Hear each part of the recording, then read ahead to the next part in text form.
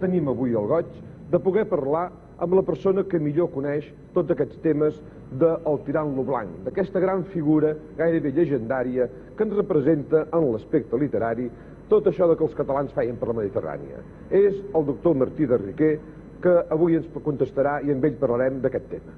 Doctor Riquer, què ens podries dir de totes aquestes coses del tirant lo blanc, si té alguna relació amb l'expedició dels catalans a Grècia i de tot això que ens porta avui aquí? De primer, el Tirant lo blanc és una novel·la de política ficció, perquè la novel·la acaba en un moment en què l'imperi de Constantinoble està en plena pau, els turcs han estat foragitats i allunyats i regnen els més o menys, diguem-ne, descendents de Tirant lo blanc. Quan Martorell va començar a escriure la novel·la, tota Europa cristiana plorava la pèrdua de Constantinoble. A Barcelona s'organitzaven jocs florals per reconquerir, per fer una creuada que la reconquerís.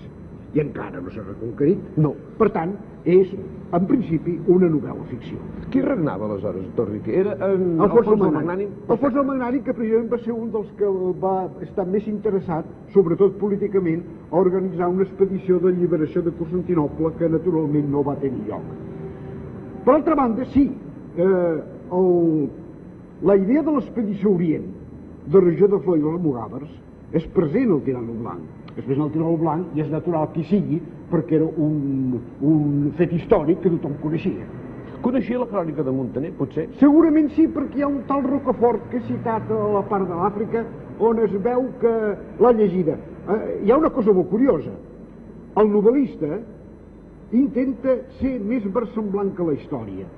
És a dir, Roger de Flor va anar de Sicília a Constantinople amb 37 vaixells i 6.000 homes. Tirant lo blanc va de Sicília a Constantinople amb 3.000 homes i 11 vaixells.